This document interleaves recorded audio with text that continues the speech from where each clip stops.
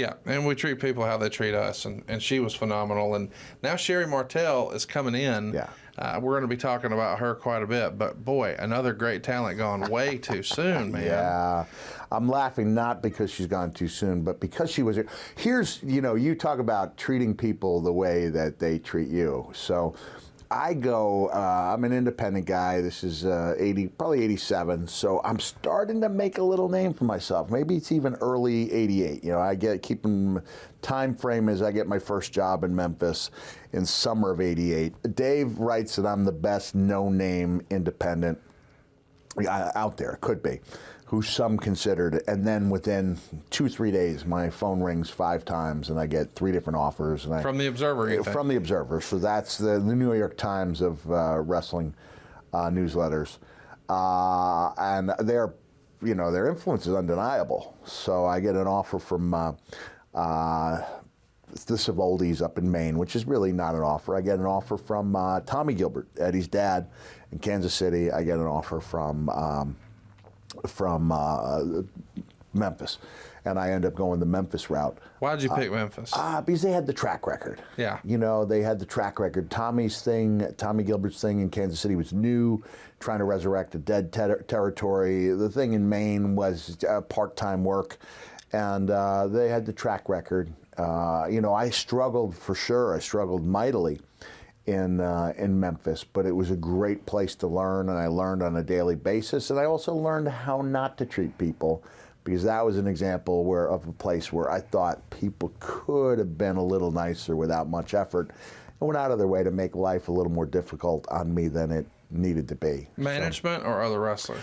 I'd say, it sounds crazy, but I felt like there was an anti-Northern bias. Wow. And that I wasn't in the loop. And so when you are coming in, you are taking someone's job.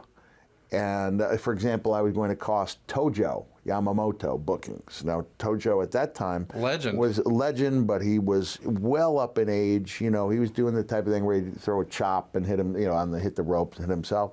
But he was still a revered figure there, and I was costing a couple guys part-time work, maybe one guy full-time work. And, I would be lectured about the Northern style that I had. And then in the last week we talked about the cowardly heel and how it's a good fit for some people, but Leon White at 420 pounds doesn't have any business being the cowardly heel. Right. And while I appreciated it, I just didn't think people wanted to watch a show with a cliched, the same guy, different guys doing the same thing. I'm a big fan of what I call the Memphis backpedal, right? Babyface makes the comeback, and it gets to the point of, whoa, let's talk about it, as walking backward, walking back, whoa. And when done well, it's incredible. These guys, some of the best in Memphis, they work that crowd, and the babyface, should I come out, that type of thing. And it works, undeniably, it works, but it's not for everyone. Right. And if I'm doing it in match 1, by the time you get to match 7 or 8 in your main event, it's not the same thing. And you ultimately want Lawler, who's going to close every match. You want him, when that guy does the Memphis backpedal, and you want Jerry bringing down the thing, and you want it bringing down the house. So I just thought it was, I thought it was bad. I thought I didn't buy into the wrestling as coward all the time, every time, and there were guys who did go out. Robert Fuller, right? Jeff Jarrett. Jeff and I still friends to this day. Robert Fuller and I still friends to this day. Robert Fuller was like my guru, right? Rode with them and learned both what to do and what not to do, because Robert had not done a great job of saving his money as his brother Ronald had.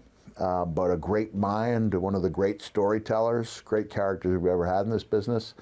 And so I made a lot of progress, but there were some definite growing pains there. So we're learning all of your nicknames. We learned a few weeks ago, Mr. In Your House, and now we've got Best No-Name Wrestler. But you were talking about Memphis as a time when you first met Sheri. Yeah. Oh, yeah. Okay. So, yeah. Sorry. Thanks for putting me on track. As I'm talking, I'm going, thinking, where is this going? Don't I need to come around? So before, say 3-4 months, I'm thinking it's March, this would be March 89. March 88. Okay. Because I get my job in July of 88 in Memphis. Louis Fabiano, good hand on the Long Island area, good bump taker. Never really, went to Continental, worked Puerto Rico, but never really became a name. I remember Louis going, Dutch has a gimmick for me.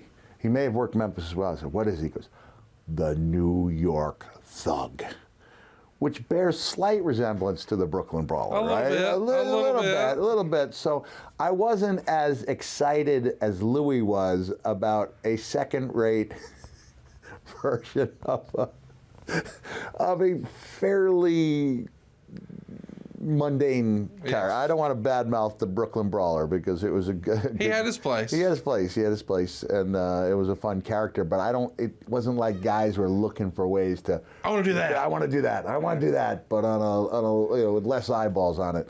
But anyway, Louis and I attend a WWF show back when they used to run high schools. And Louis telling me he went on a tour and he knows Sheri, and he's at the talking to somebody in the front of the WWF dressing room office. Can you tell her Louis Fabiano's here? And you figure Sheri's a big star. She's going to come.